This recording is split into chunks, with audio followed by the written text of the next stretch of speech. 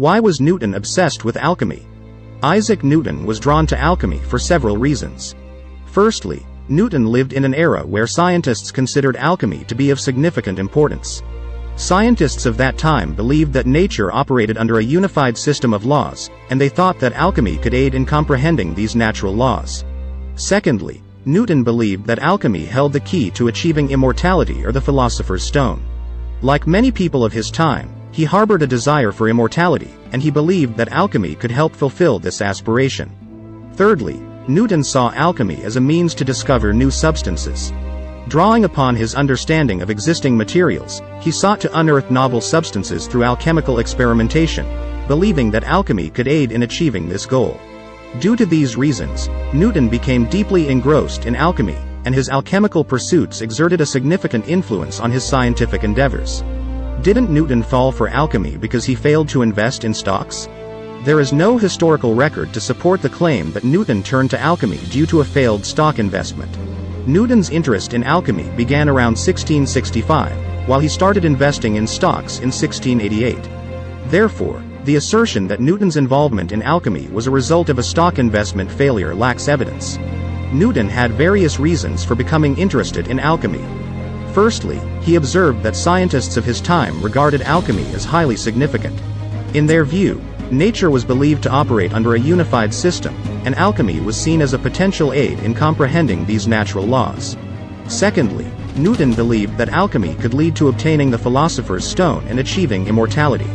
Like many of his contemporaries, he shared the desire for immortality and believed that alchemy could help manifest this aspiration. Thirdly, Newton held the belief that alchemy could lead to the discovery of new substances. Drawing from his understanding of the materials known in his era, he aimed to uncover novel substances through alchemical experimentation, thinking that alchemy could contribute to achieving this goal. As a result of these factors, Newton became deeply engaged in alchemical pursuits, which in turn influenced his scientific research significantly. If nuclear fusion is commercialized, alchemy is possible. The commercialization of nuclear fusion could potentially open up the possibility of alchemy. Nuclear fusion involves the fusion of two atomic nuclei to form a new nucleus, releasing energy in the process. This phenomenon is also the source of energy emitted by the sun. While nuclear fusion has so far only been achieved in laboratory settings, its successful implementation could provide an almost limitless source of energy. Alchemy, on the other hand, is the study aimed at transforming substances, such as base metals, into more valuable ones like gold. While alchemy has not been scientifically substantiated, the advent of practical nuclear fusion might introduce the potential for alchemical-like processes. This is because the energy derived from nuclear fusion could be harnessed to synthesize novel substances. However, the feasibility of actual alchemical transformations remains uncertain. Alchemy involves extremely intricate processes, and so far, we have not succeeded in utilizing nuclear fusion to synthesize new substances through alchemical means. Moreover, there are ethical considerations associated with alchemy. If alchemy were to enable mass production of valuable materials like precious metals, it could exacerbate economic inequalities. In essence, while the connection between nuclear fusion and alchemy is speculative, the transformative power of nuclear fusion's energy could theoretically open doors to novel possibilities, even if the true realization of alchemy as envisioned in historical texts remains elusive.